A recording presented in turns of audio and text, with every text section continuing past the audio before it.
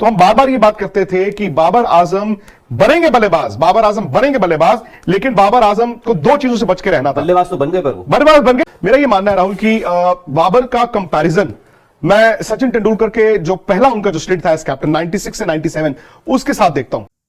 सामने team New Zealand ने गुज़श्ता रोज होने वाले डे नाइट मैच में एक दिलचस्प मुकाबले के बाद पाकिस्तान को 2 विकेट से शिकस्त दे दी थी। शिकस्त के बाद पाकिस्तान 2-1 से सीरीज हार बैठा है और 2022 के बाद अगर टेस्ट और ओडीआई को देखा जाए तो पाकिस्तान के लिए 2023 की शुरुआत भी कुछ अच्छी नहीं रही। बाबर आजम पर फिर तनकीद के नश्तर बरसाए जा रहे हैं, उनकी कप्तानी पर सवालात उठ रहे हैं। ये खबरें भी सामने आ रही है कि पीसीबी एक मीटिंग कंडक्ट करने वाला है जिसमें बाबर आजम से 2 फॉर्मेट्स की कप्तानी वापस ली जाएगी, जिसमें टेस्ट और T20 की बातें की जा रही हैं। लेकिन इस वक्त जब पाकिस्तान के अंदर बेशुमार लोग बाबर आजम पर क्रिटिसिज्म करते नजर आ रहे हैं, वहीं बाबर आजम को एक बड़ी सपोर्ट पड़ोसी मुल्क भारत से मिली है और भारत के senior train sports journalist Vikrant Gupta ने बाबर आजम की कप्तानी के बारे में और ये जो दौर उन पर चल रहा है उस पर खुलकर बात की है। विक्रांत गुप्ता के मुताबिक बाबर आजम एक अजीम बैट्समैन तो जरूर है, लेकिन उसकी कप्तानी में कमियां जरूर हैं। लेकिन इस वक्त जब ओडीआई वर्ल्ड कप आपके सर पर है, आप किसी भी तौर पर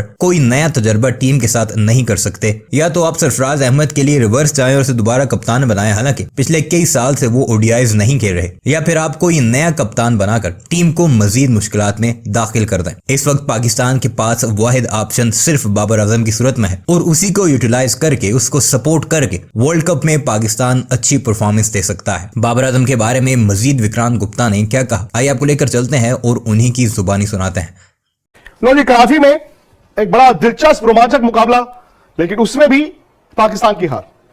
पाकिस्तान और हार, वनडे सीरीज भी हार गया है और यहां तो पाकिस्तान ने 280 रन बनाए थे भाई, 280 रन बनाए थे और न्यूजीलैंड ने 2 विकेट से यह मुकाबला जीता है। 2 विकेट से 281 रन उन्होंने बनाए हैं, जबकि मैच में 11 गेंदें खेली जानी बाकी थी। बड़ा दिलचस्प मुकाबला था, सीरीज डिसाइडर था और यह सीरीज भी पाकिस्तान 1-2 से अपने घर पर हार गया है। बिल्कुल। और देखिए, पाकिस्तान जैसे आपने बोला बड़ा रोमांचक मुकाबला था।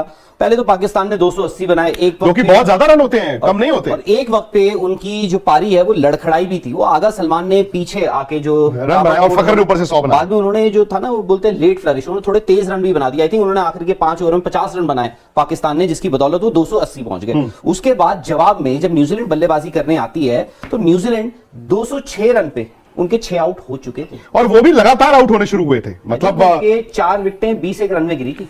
16-20 रन में उनकी 4 विकेटें गिरी और न्यूजीलैंड हो गया था 206 पे, 6 विकेट के नुकसान पे 206 रन थे। उसके बाद पाकिस्तान को लगा होगा, यहाँ पे भी हम लोगों को लगा कि यार ये मैच जो है वापस पाकिस्तान की मुट्ठी में आ गया है। और वहां पे आते हैं ग्लेन फिलिप्स। यार क्या बैटिंग किया ग्लेन फिलिप्स ने यार, उन्होंने बना दिया अनबीटन 63, कितनी बॉलों में 42 जी। वो भी एंड पे थोड़े से स्लो हो गए। 4 चौके 4 छक्के, 2-2 ड्रॉ हुई थी। बट इंग्लैंड से ये हार गए थे, इंग्लैंड से वर्ल्ड कप से पहले इंग्लैंड से सब कुछ हार गए। एक्चुअली वहां पर ना बवाल बड़ा मचा हुआ है। बाबर आजम ने जो पिछले मैच में कंपैरेटिवली स्लो बैटिंग, अब वहां पर लोग कहते हैं यार बाबर आजम का ये खेलने का अंदाज है, रन भी बनाए लेकिन स्लो रन थे। अच्छा, आज वो 4 रन पर आउट हुए और एक मजे की बात क्या है, बाबर तीनों मैच में स्टंप आउट हुए। हालांकि पिछला तो खैर वो रिवर्स स्वीप कर रहे थे और इतना सा पैर ऊपर गया और विकेट कीपर ने उनको स्टंप किया। आज वो सिर्फ 4 रन बनाकर आउट हुए। और फखर जमान का अगर आप 100 निकाल दें तो भाई क्या ये बल्लेबाजी उनकी इतनी कंसिस्टेंट, आज रिजवान ने भी बनाए रन, रिजवान ने इनफैक्ट 77 रन 74 गेंदों में बनाए, लेकिन बाबर पर प्रेशर है। अब देखिए, मेरा ये, अगर आप 2-3 साल से स्पोर्ट्स तक पर रहे हैं हमारे साथ,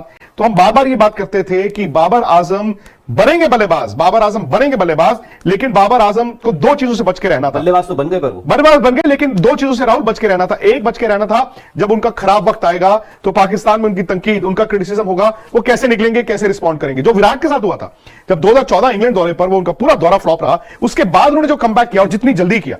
दूसरी चीज, जब इनको कप्तान बनाया गया तब भी यह बात थी कि भाई पाकिस्तान में कप्तान होना आसान नहीं है। आप बैट्समैन भी उनके बड़े हैं, आप कप्तान हैं, आपसे तवक्कुआत बहुत ज्यादा है। और वहां पर पीसीबी में जो शेकअप हुआ उसके बाद आप देख ही रहे हैं, अब तो यहां तक बात हो रही है, कोई कह रहा है जी बाबर यहां की कप्तानी छोड़ देंगे, बाबर वहां की भी छोड़ देंगे, नहीं छोड़ेंगे तो हटा दिए जाएंगे। तो मुझे लगता है कि बाबर के साथ या तो पाकिस्तान क्रिकेट बोर्ड ने संयम नहीं बरता, या फिर यहां से बैठ के हमें पता नहीं चलता कि बाबर की कप्तानी में वो कमी दिखती है। वो बल्लेबाज टॉप के हैं, लेकिन कप्तान राहुल वो ढीले हैं। नहीं, और मैं हालांकि काफी वक्त से एंटिसिपेट कर रहा हूं, सोच रहा हूं कि बाबर को हो सकता है एक कप्तानी, एक फॉर्मेट से तो कप्तानी छोड़नी पड़ेगी। अभी तो लोग कह रहे हैं कि क्योंकि- 2 से छोड़नी पड़ेगी, क्योंकि ओडीआई वर्ल्ड कप तो आपका जी सामने ही दिख रहा है, तो मुझे नहीं लगता कि इस वक्त इतना बड़ा रिस्क लिया जाएगा कि भाई पाकिस्तान को एक नया कप्तान दे दिया जाए और बाबर आजम को हटा दिया जाए।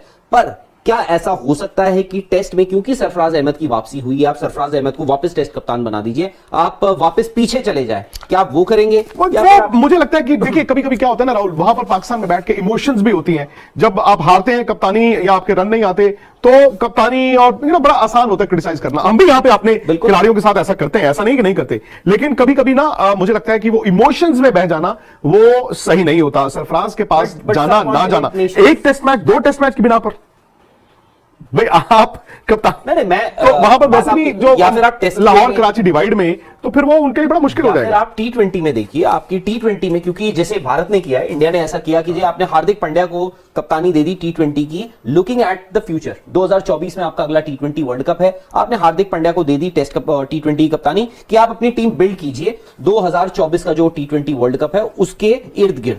और उन्होंने आज, जैसे आपने देखा होगा स्पोर्ट्स तक पे, कि स्क्वाड भी अनाउंस हुए हैं। रोहित और विराट आज भी, जो न्यूजीलैंड का जो होम सीरीज होनी है न्यूजीलैंड के खिलाफ, उसमें आज भी उनकी जगह T20 में नहीं है। टी20 में उनकी जगह नहीं है। तो क्या पाकिस्तान ऐसा कर सकता है? ऑफ कोर्स बाबर आजम को हम ये नहीं बोल रहे हैं, ऐसा मुझे नहीं लगता कि होगा कि बाबर आजम को आप क्रिकेट ही छुड़वा दीजिए, टी20 फॉर्मेट ही छुड़वा दीजिए, बट क्या आप उनसे उनकी कप्तानी लेके मेरा ये किसी और मानना को है, दे मेरा सकते हैं? मेरा ये या मानना है फिर राहुल, टेस्ट में? मेरा ये मानना है राहुल कि बाबर का कंपैरिजन मैं सचिन तेंदुलकर के जो पहला उनका जो स्टेट था एज कैप्टन 96 से 97 उसके साथ देखता हूं। दुनिया के बेहतरीन बल्लेबाज सचिन थे, नंबर 1 ही थे।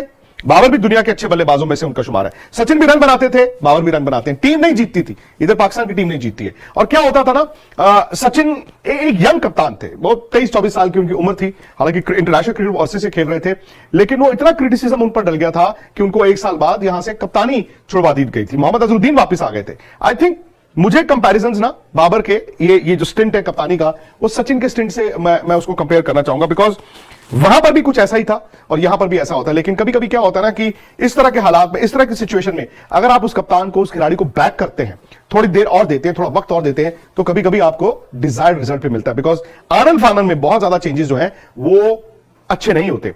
ऐसा नहीं है कि उनकी क्रिकेट बहुत अच्छी चल रही है, उन्होंने वर्ल्ड कप जरूर खेला था, और मैं इसीलिए मतलब कभी कभी ये गलती हम भी करते हैं, वहां पे भी हो रही है। रमीज राजा साहब जो हर इंटरव्यू में बोलते थे $1 बिलियन टीम को हराया, $1 बिलियन टीम को हराया, यार वो मुनासिब बात नहीं थी। इंडिया एशिया का फाइनल नहीं खेला तो आसमान नहीं गिर गया हमारे यहाँ पे। इंडिया वर्ल्ड कप का सेमीफाइनल हार गया, आसमान नहीं गिरा। यस, हमारे यहाँ पे बात होती है, हम आगे की सोच रहे हैं, लेकिन हमने कभी दूसरी टीम को कभी नीचा नहीं दिखाया। आज देखें आप, India world test championship final खेलेगा ना मोस्ट लाइकली, भाई most likely India world test championship final खेल रहा होगा, पिछला भी खेला था, तो हमारी क्रिकेट छोटी नहीं हुई। हाँ, हमने टी20 वर्ल्ड कप पर 2 ऐसे थे जिस सेमीफाइनल नहीं खेला, एक में फाइनल नहीं खेला, कोई बात नहीं। लेकिन ये सब बातें करके आप ये नहीं कह रहे हैं कि हम बड़े हो गए, आप सामने वाले को नीचे दिखाने के चक्कर में खुद नीचे हो रहे। अब कोई पाकिस्तान से पूछे, रमीज राजा साहब से पूछे कि यार आप ऑस्ट्रेलिया से अपने घर पे हार गए, आप इंग्लैंड से हार गए, व्हाइट वॉश हुए हो, और आप न्यूजीलैंड भी आपको 2-0 से हराता, वो अगर बैड लाइट ना होती दोनों मैचों में,